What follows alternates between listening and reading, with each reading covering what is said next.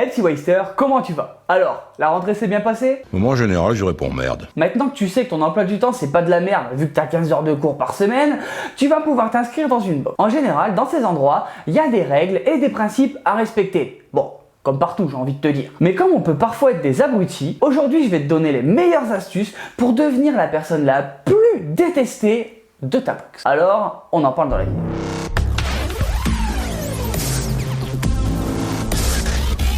Parce qu'être une bonne personne, on sait tous que c'est surfait et surcoté. Aujourd'hui, il faut être un rebelle. Alors voici quelques trucs à savoir pour être la personne la plus haïe au CrossFit. En premier, arrive en retard. Parce que l'échauffement, on sait tous que c'est relou. En plus, c'est fatigant. Surtout que toi, comme t'es un guerrier, tu préfères concentrer tes forces pour le WOD. D'ailleurs, si tu remarques, t'es tellement balèze que tes coachs, dans de nombreux cas, ils vont te faire des burpees. Mais c'est pas pour te punir, c'est pour entretenir ta forme légendaire. Tu bluffes, Martoni. En deux, n'écoute pas les instructions. Ça sert à rien. Hein?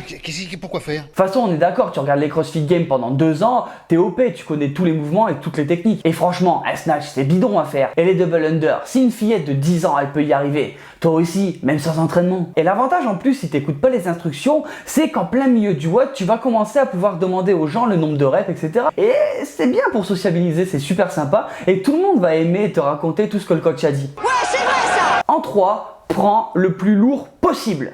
Et j'insiste sur le possible. Tu vois le WOD avec des squats en RX à 50 kg. Mais attends, toi tu fais 15 répétitions à 100. Donc C'est de la merde. Vas-y, mets 100, charge comme une brute, montre que t'es balèze. Tu sais bien que tes coachs ils font la programmation pour les gens qui ont un petit niveau. Toi t'es au-dessus, t'as pas à faire ça. Mets plus de charge, c'est plus intéressant. Et je te jure qu'ils auront tous le seum quand ton hernie discale, elle sera 2 fois plus grosse que la taille de leur biceps. 4, prends le plus de place possible et surtout, colle-toi aux autres. T'as des double under à faire, des clean and jerk, il n'y a pas besoin de beaucoup de place pour faire ça. Pratique simplement la technique du une longueur de bras entre chaque personne et tu verras, c'est au top. Au pire du pire, si tu drops ta barre et qu'elle commence à rouler, celui de devant, il va sauter, ça lui fera un DU en moins, c'est pareil. 5, prends le saut de magnésie pour toi, uniquement pour toi. T'es le meilleur, tu le sais et personne va te contredire. Et si les autres ils savent pas s'entraîner à la dure, c'est leur problème. Toi tu vas à fond et tu transpires beaucoup. Alors c'est normal que tu as la magnésie à moins de 20 cm de toi. Si les autres ils en veulent, soit ils bougent, soit ils ont qu'à ramener la leur. Bah ouais, normal quoi.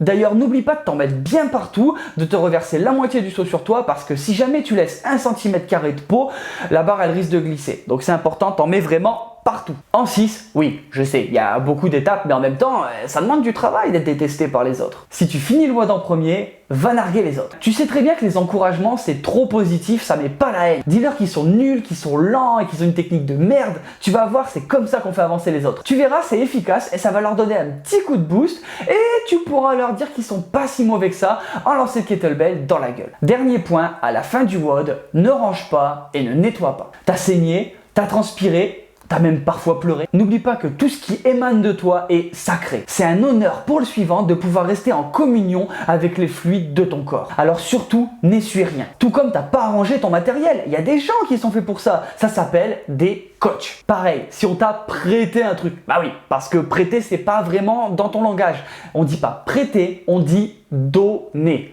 Donner. D'accord ? Retiens. Concrètement, avec ces petites astuces, t'es sur la bonne voie pour te faire crever les pneus sur le parking de ta box. J'espère quand même que t'as compris que cette vidéo est là pour dénoncer quelques comportements limite qu'on trouve dans les box et que parfois il faut arriver à être humble et respecter les gens autour de soi et ça permettra à tout le monde de WODer dans la bonne humeur. Bon et sinon toi, est-ce qu'il y a des comportements qui te font péter un plomb dans ta box? Tu peux le dire en commentaire, comme ça on pourra parler. En attendant, la vidéo elle est terminée. Si t'es pas adaleux, laisse un pouce bleu, abonne-toi. Si tu veux rejoindre la team et voir un petit peu plus de l'envers du décor, n'hésite pas à me rejoindre sur Instagram et Facebook. Comme d'hab, les liens ils sont en description et on se retrouve chaque mardi et vendredi pour une prochaine vidéo. Ciao ciao.